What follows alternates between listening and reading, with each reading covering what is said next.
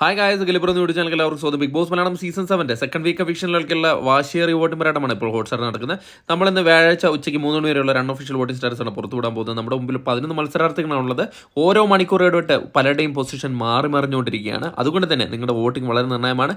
ഒരു മണിക്കൂറിലെ കൃത്യമായ വോട്ടിംഗ് വിവരങ്ങൾ അറിയാം. നമ്മുടെ ചാനൽ സന്ദർശിക്കുക, ചാനൽ സബ്സ്ക്രൈബ് ചെയ്തില്ലെങ്കിൽ ദയവ് ചാനൽ സബ്സ്ക്രൈബ് ചെയ്ത് കാണുക. ഏതായാലും ഇന്ന് ഉച്ചയ്ക്ക് 3 മണി വരെ വോട്ടിംഗ് റിസൾട്ടിൽ ഒന്നാം പൊസിഷൻ അത് ഷാനവാസ് തന്നെ തുടരുന്ന കാഴ്ചയാണ് കണ്ടുവരുന്നത്. വമ്പിച്ച ഒരു വോട്ടിംഗ് മുന്നേറ്റമാണ് ഷാനവാസിന്റെ ഭാഗത്തുനിന്നുണ്ടാവുന്നത്. നേരത്തെ ഇഞ്ചോടിഞ്ച് പോരാട്ടം നടത്തിയെങ്കിൽ ഇപ്പോൾ ബഹുദൂരം മുന്നിലേക്ക് പോയിക്കൊണ്ടിരിക്കുകയാണ് ഷാനവാസ്. ഇപ്പോൾ ഒന്നാം പൊസിഷനിൽ 6978 വോട്ടിന്റെ ബലത്തിൽ കരസ്ഥമാക്കിയിരിക്കുകയാണ്. രണ്ടാം പൊസിഷനിൽ അനുമോൾ തന്നെ തുടരുന്ന കാഴ്ചയാണ് കണ്ടുവരുന്നത്. അനുമോൾ രണ്ടാം പൊസിഷനിലേക്ക് വീണതിന് ശേഷം ഒരു ഘട്ടത്തിലും മുന്നിലേക്ക് വരാൻ സാധിക്കാത്ത രീതിയിലുള്ള ഒരു വോട്ടിംഗ് പാറ്റേണുമായിട്ട് മുന്നോട്ട് പോവുകയാണ്. 6250 വോട്ടിന്റെ ബലത്തിൽ രണ്ടാം പൊസിഷനിൽ സുരക്ഷിതമായി തുടരുകയാണ് അനുമോൾ.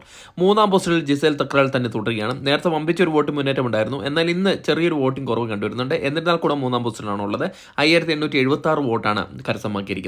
നാലാം പൊസിഷനിൽ അട്ടിമറി മുന്നേറ്റമായിട്ട് ആര്യൻ ഖത്രിയെ കയറി വന്നിരിക്കുന്നുണ്ട്. ബിന്നി സെബാസ്റ്റിനെ അട്ടിമറിച്ചുകൊണ്ടാണ് ആര്യൻ ഖത്രിയെ ഇപ്പോൾ നാലാം പൊസിഷൻ കരസ്ഥമാക്കിയിരിക്കുന്നത്. 5600 വോട്ടിന്റെ ബലത്തിലാണ് നാലാം പൊസിഷൻ കരസ്ഥമാക്കിയത്. അഞ്ചാം പൊസിഷനിൽ ബിന്നി സെബാസ്റ്റിൻ താഴെപ്പെടുകയാണ് ചെയ്തത്. ആര്യൻ ഖത്രിയുമായിട്ടുള്ള ഇഞ്ചോടിഞ്ച് പോരാട്ടത്തിൽ പിന്നിലേക്ക് വരേണ്ട ഒരു അവസ്ഥയാണ് ഇപ്പോൾ ഉണ്ടായിരിക്കുന്നത്. 5345 വോട്ടിന്റെ ബലത്തിലാണ് അഞ്ചാം പൊസിഷനിലുള്ളത്. ആറാം പൊസിഷനിൽ അട്ടിമറി മുന്നേറ്റവുമായിട്ട് നമ്മുടെ നെവിൻ കയറി വന്നതാണ് എല്ലാവരെയും അത്ഭുതപ്പെടുത്തിയത്.